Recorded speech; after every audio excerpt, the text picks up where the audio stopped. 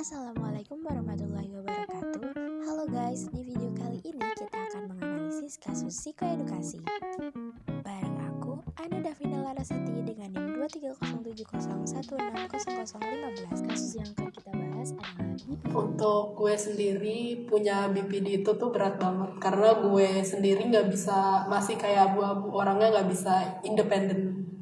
Jadi apa yang gue anggap salah kadang bisa bener di otak gue, kadang yang bisa bener gue anggap salah gitu.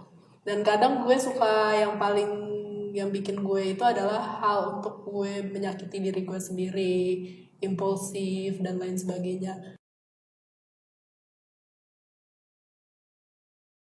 Borderline Personality Disorder atau BPD adalah gangguan mental serius yang memengaruhi perasaan dan cara berpikir penderitanya. Kondisi ini ditandai dengan suasana hati dan citra diri yang selalu berubah dan sulit dikontrol, serta perilaku yang impulsif. Selanjutnya ada penyebab BPD. Yang pertama ada peristiwa traumatis. Mengalami peristiwa traumatis dapat meningkatkan resiko seseorang mengalami BPD. Yang kedua ada genetik. Menurut beberapa penelitian, gangguan kepribadian dapat diturunkan secara genetik. Selanjutnya ada kelainan pada otak. Berdasarkan penelitian, penderita BPD mengalami kelainan pada struktur dan fungsi otak, terutama pada area yang mengatur perilaku dan emosi. Gejala BPD. Borderline Personality Disorder dapat mempengaruhi citra diri, perasaan, perilaku, cara berpikir, dan hubungan penderitanya dengan orang lain. Gejala biasanya muncul pada masa remaja menjelang dewasa dalam tingkat ringan hingga berat. Gejala BPD dapat digolongkan menjadi 4 bagian, yaitu mood atau suasana hati yang tidak stabil, gangguan pola pikir dan persepsi, perilaku impulsif, hubungan yang intens tetap tidak stabil. Selanjutnya ada pengobatan BPD. Yang pertama ada psikoterapi dan yang kedua menggunakan obat-obatan. Psikoterapi yang pertama ada Dialectical Behavior Therapy atau DBT. DBT dilakukan melalui dialog dengan tujuan agar pasien dapat mengendalikan emosi, menerima tekanan, dan memperbaiki hubungan dengan orang lain. DBT dapat dilakukan secara individual atau dalam sebuah grup konsultasi. Yang kedua ada MBT. Terapi ini menitik beratkan metode berpikir sebelum bereaksi. MBT membantu pasien BPD menilai perasaan dan pikirannya sendiri serta menciptakan perspektif positif dari situasi yang dihadapi. Terapi ini juga membantu pasien untuk mengerti perasaan orang lain dan konsekuensi perbuatannya terhadap perasaan orang lain. Selanjutnya ada Sechma Focus Therapy. Terapi ini membantu pasien BPD menyadari kebutuhan yang tidak terpenuhi dan akhirnya memicu pola hidup negatif. Terapi yang akan berfokus pada usaha pemenuhan kebutuhan tersebut melalui cara yang lebih sehat sehingga terbangun pola hidup yang positif. Yang ketiga ada Transference Focus Psychotherapy atau terapi psikodinamis, membantu pasien memahami emosi dan kesulitan yang dialaminya dengan mengembangkan hubungan dengan orang lain atau interpersonal.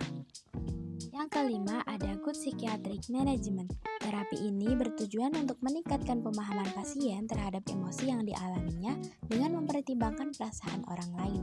Terapi ini dapat dipadukan dengan pemberian obat, terapi kelompok atau perorangan, dan penyuluhan pada keluarga. Yang keenam ada STE-PPS atau System Training for Emotional Predictability and Problem Solving, merupakan terapi kelompok yang dapat dilakukan bersama anggota keluarga, teman, pasangan, atau pengasuh. Terapi ini umumnya berlangsung selama 20 minggu dan biasanya digunakan sebagai terapi tambahan bersama psikoterapi lainnya. Yang terakhir ada obat-obatan. Penggunaan obat-obatan bukan untuk mengatasi BPD, melainkan untuk mengatasi gejala atau gangguan mental lain yang muncul bersama dengan kondisi ini, seperti depresi dan gangguan kecemasan. Obat-obat yang dapat diberikan oleh dokter antara lain antidepresan, antipsikotik, dan obat penyeimbang suasana hati. Analisis kasus yang kedua yaitu Dissociative Identity Disorder. Dissociative Identity Disorder adalah kondisi yang membuat pengidapnya mengembangkan satu atau lebih kepribadian alternatif yang diketahui secara sadar maupun tidak.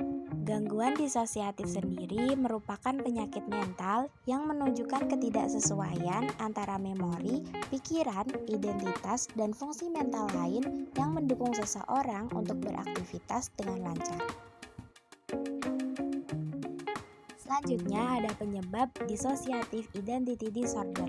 Salah satu penyebabnya ialah pernah mengalami peristiwa traumatis. Sekitar 90% pengidapnya memiliki riwayat kekerasan seksual atau emosional yang parah.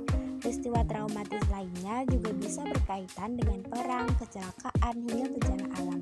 Orang yang mengalami isolasi berkepanjangan karena sakit maupun kehilangan orang yang dicintai juga berisiko lebih tinggi mengalami gangguan mental ini. Selanjutnya ada gejala DID, antara lain seperti sakit kepala parah dan mengalami nyeri pada tubuh, realisasi, suasana hati mudah berubah dan depresi, depersonalisasi, mudah merasa gelisah hingga mengalami gangguan kecemasan, disosiasi, amnesia atau merasa disortir waktu, gangguan tidur, dan cenderung memiliki gangguan makan atau eating disorder. Adapun faktor resiko yang memicu episode peralihan kepribadian. Episode peralihan kepribadian dapat dipicu oleh berbagai hal, seperti melihat kecelakaan lalu lintas, sedang merasa stres atau tertekan, atau melihat pelecehan seksual dan kekerasan. Selanjutnya, pengobatan dissociative identity disorder dapat dilakukan dengan beberapa psikoterapi, antara lain terapi perilaku kognitif atau CBT, terapi perilaku dialektikal atau DBT, pula dengan terapi EMDR, dan yang terakhir dapat dibantu dengan penggunaan obat-obatan.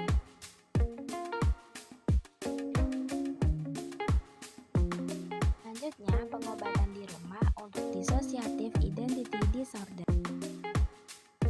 Pertama, belajar untuk mengelola stres agar pasien bisa mengalami bantuan keluarga atau kerabat terdekat untuk membantu mengamati perubahan-perubahan perilaku dan mencatatnya bila perlu.